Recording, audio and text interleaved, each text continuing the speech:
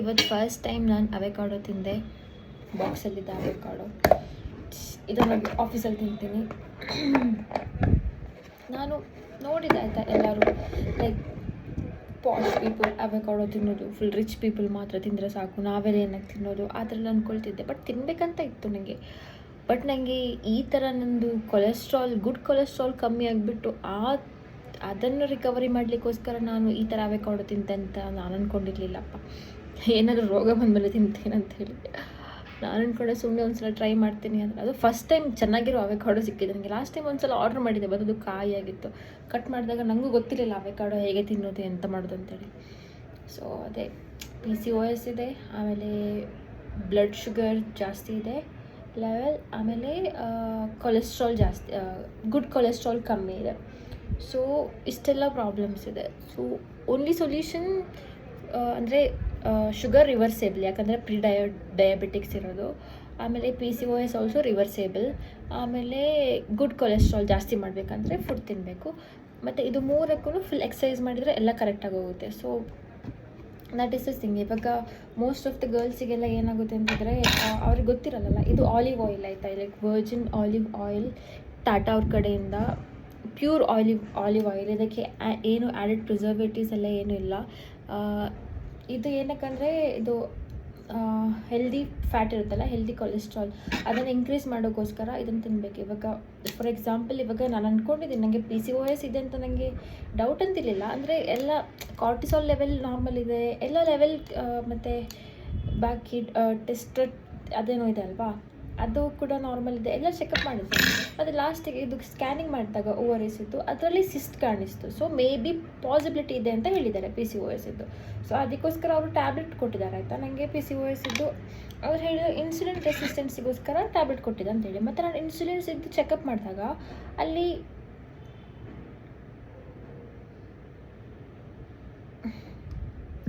Olive oil ಕುಡಿತಾ ಇದ್ದೀನಿ, ಪರವಾಗಿಲ್ಲ.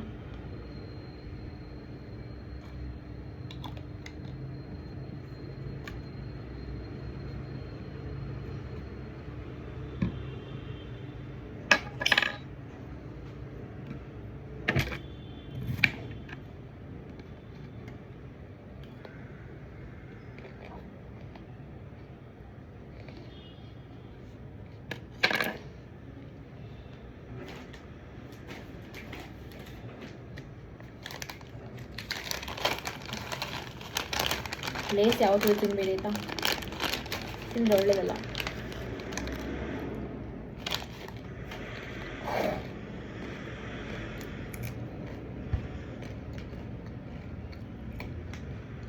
ಸೊ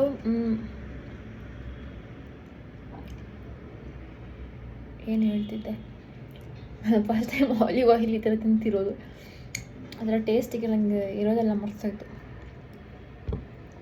ಸೊ ಅದೇ PCOS ಅದು ಸಿಸ್ಟ್ ಇರುತ್ತೆ.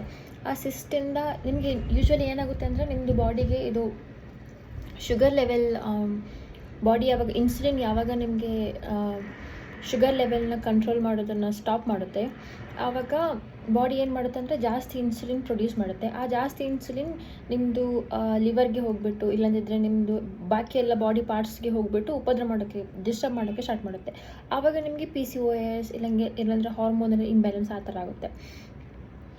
ನನಗೆ ಇವಾಗ ಸದ್ಯಕ್ಕಿರೋದು ಸ್ಟಾರ್ಟಿಂಗ್ ಸ್ಟೇಜಲ್ಲಿರೋದು, ಜಸ್ಟ್ ಒಂದು ಸಿಸ್ಟ್, ಅದೊಂದು ಎವ್ರಿ ಮಂತ್ ಪೀರಿಯಡ್ಸ್ ಕರೆಕ್ಟಾಗಿ ಆದರೆ ಆವಾಗ ಕರೆಕ್ಟ್ ಆಗುತ್ತೆ, ನನಗೇನು ಪ್ರಾಬ್ಲಮ್ ಇರಲ್ಲ. ಇವಾಗ ಪರವಾಗಿಲ್ಲ, 30 ಡೇಸ್ಗೆ ಒಂದು ಸಲ ಪೀರಿಯಡ್ಸ್ ಆಗ್ತಾಯಿದ್ದೀನಿ. ಬಟ್ ಸ್ಟಿಲ್ ಅದನ್ನು ಇನ್ನೂ ಮುಂದೆ ಆಗೋದಿಲ್ಲ. ಮೇಯ್ನಾಗಿ ಈ ಫ್ಯಾಮಿಲಿ ಪ್ರಾಬ್ಲಮ್ಸ್ ಇರುವಾಗ ಸ್ಟ್ರೆಸ್ ಇರುತ್ತೆ, ಮತ್ತು ತುಂಬ ಡಿಪ್ರೆಷನ್ ಎಲ್ಲ ಆಗುತ್ತಲ್ಲ, ಆ ರೀಸನಿಂದ ಆಗುವಾಗ ಸೈಕಲ್ ರಾಂಗ್ ಆಗಿರುತ್ತೆ.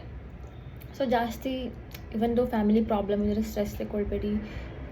ಆದಷ್ಟು ದೂರ ಪ್ರಾಬ್ಲಮ್ಸಿಂದ, ಅಂದರೆ ನಿಮಗೆ ಡಿಸ್ಟರ್ಬ್ ಮಾಡ್ತಾ ನಿಮ್ಮ ಮೆಂಟಲ್ ಹೆಲ್ತ್ ಹಾಳು ಮಾಡೋರು ತುಂಬ ಜನ ಇರ್ತಾರೆ ಸುತ್ತಮುತ್ತ. ನಿಮ್ಮ ಫ್ಯಾಮಿಲಿಯವರು ನಿಮ್ಮ ಮನೆ ಮೆಂಟಲ್ ಹೆಲ್ತ್ ಎಲ್ಲ ಹಾಳು ಮಾಡ್ತಾ ಇರ್ತಾರೆ. ಸೊ ಅವರಿಗೆ ಜಾಸ್ತಿ ಇಂಪಾರ್ಟೆನ್ಸ್ ಕೊಡಲಿಕ್ಕೆ ಹೋಗಬೇಡಿ.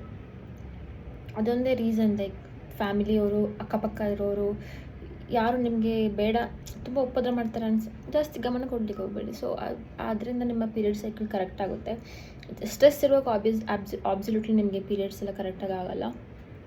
ನೆಕ್ಸ್ಟ್ ಏನಂತಿದ್ರೆ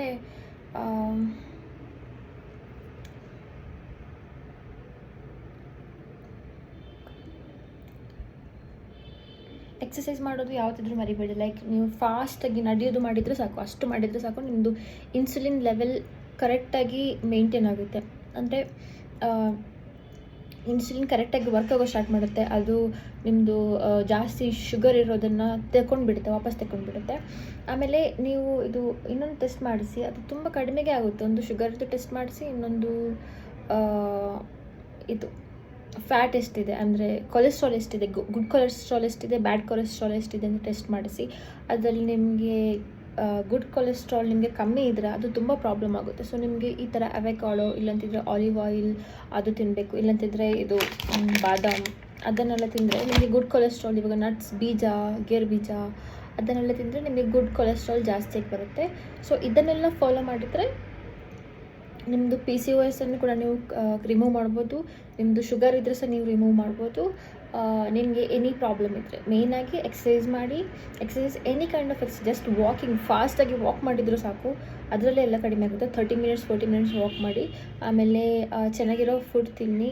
ವೈಟ್ ರೈಸ್ ಅವಾಯ್ಡ್ ಮಾಡಿ. ಶುಗರಿ ಏನು ಪಾಯಸ ಮತ್ತು ಕೋಕ್ ಮತ್ತು ಜ್ಯೂಸ್, ಚಾಕ್ಲೇಟ್ ಏನು ತಿನ್ನೋಕೆ ಹೋಗಬೇಡಿ.